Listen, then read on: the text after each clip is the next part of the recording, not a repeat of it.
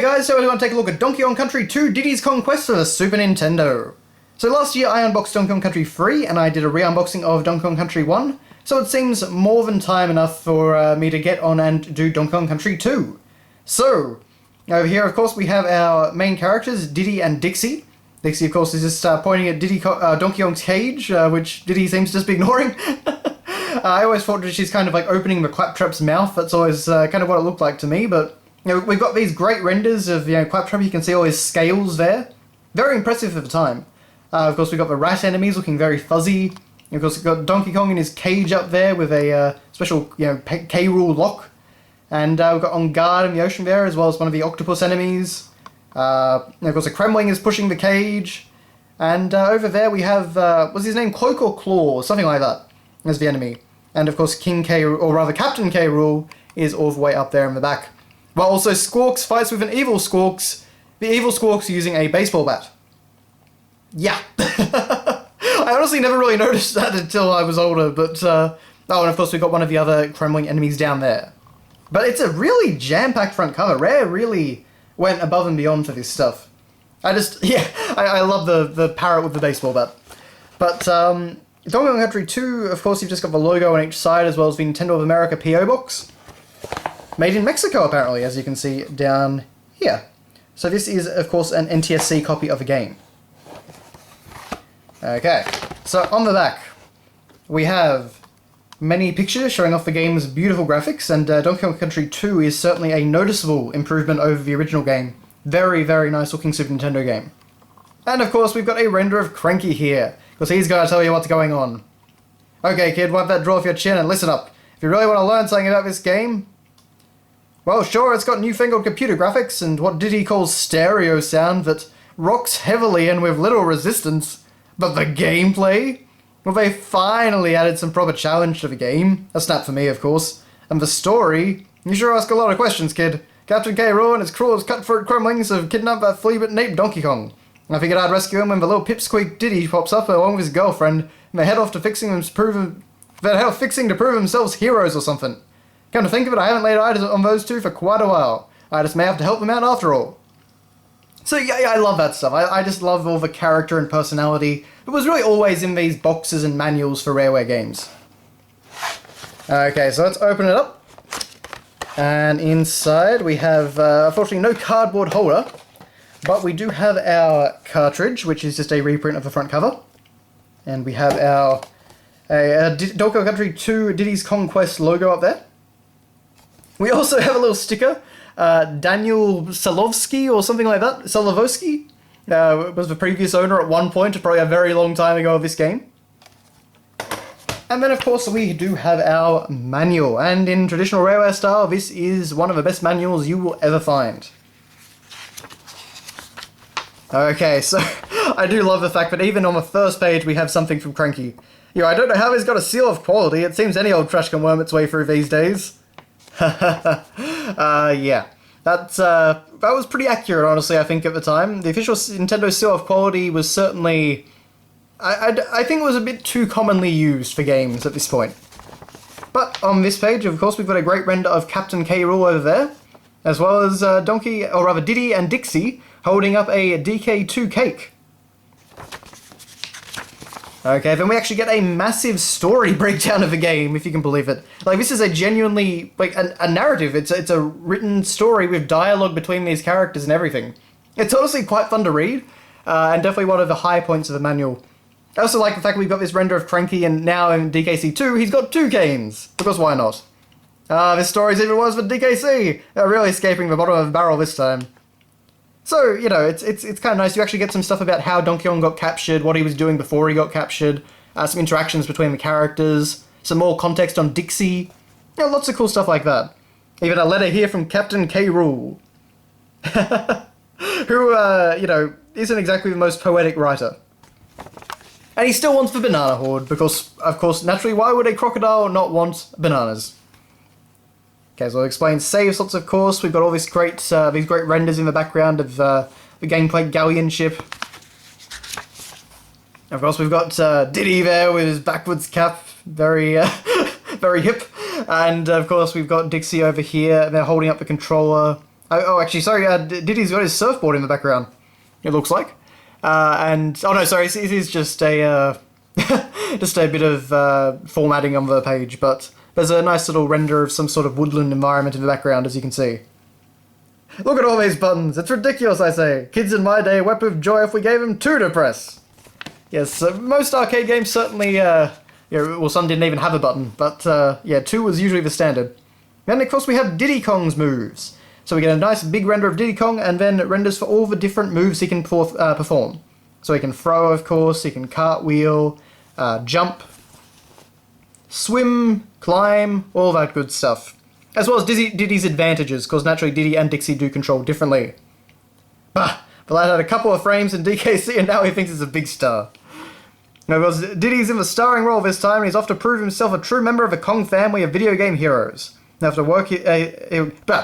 his work cut out for him as he storms Captain K. Rool's Pirate Haven on Crocodile Isle.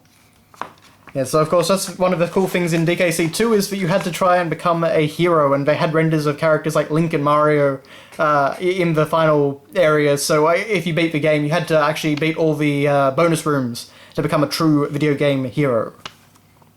Now, okay, so then we've got, of course, all of Dixie's abilities. Helicopter spin, throws, her climbing. Yeah, great renderer once again. And we also have a advertisement for the tag team moves, where you could jump on someone's back. What's going on here? She should be the damsel in distress, not one of the stars. Oh, Cranky, you and your misogynist attitudes. Okay, so then we've got Golden Treasure, so all the different collectibles in the game. And this being a rare game, there were certainly plenty.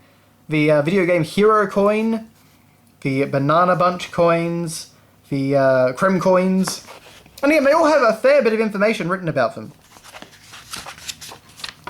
More swag! So of course bananas, no animal signs, crates, hot air balloons, animal crates, extra life balloons, all that good stuff. Again, they go into a lot of detail here, and Cranky comments on all of it. I'm surprised they don't give you a special trash barrel to haul it all around in.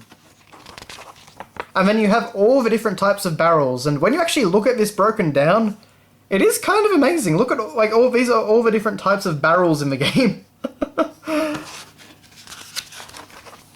Okay, so then we get to the Legend of Crocodile Isle.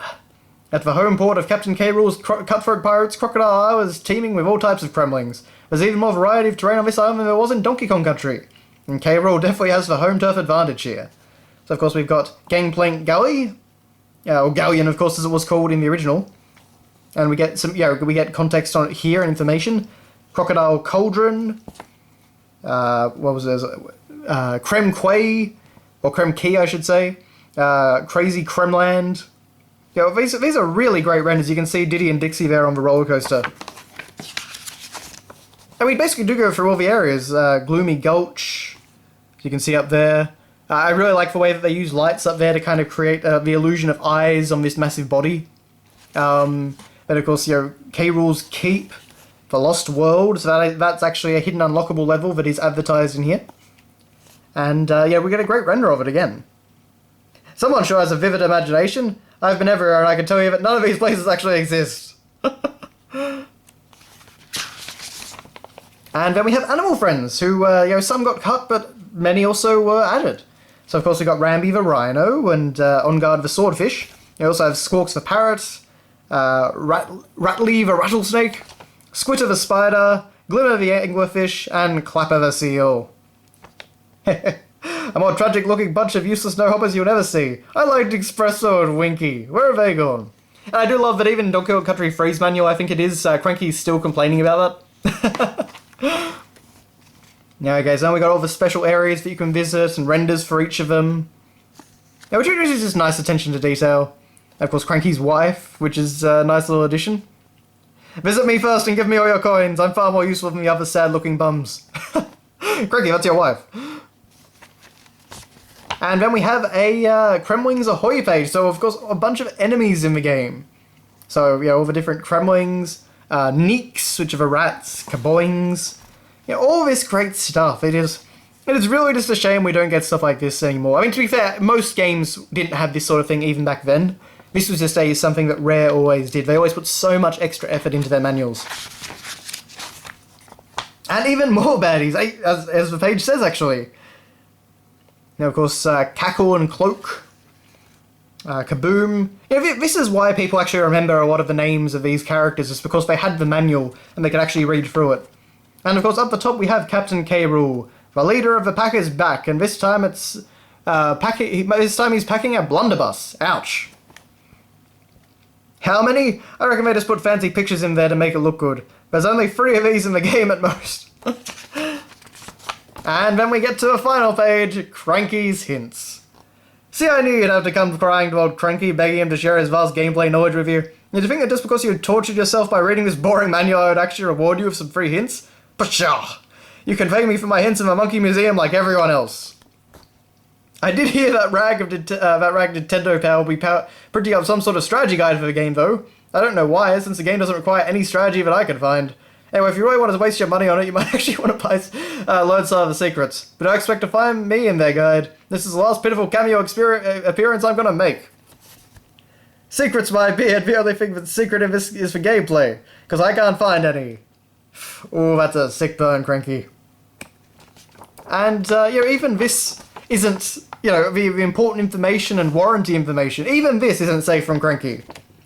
I'll wager this shoddy game won't last even 3 days. So you'll be needing this warranty, I can assure you. That's just great. I love all that stuff so much. But that is your look at I almost called it Diddy Kong Country. Donkey Kong Country 2, Diddy's Conquest for Super Nintendo. Of course, fantastic game, fantastic packaging. If you're a collector, this is definitely... Really, any of the Donkey Kong Country games I always recommend. Really, almost any rare game. You can just be confident in the knowledge that it will be a great package for your collection. But that's all from me, so thank you very much for watching, guys, and I'll see you next time.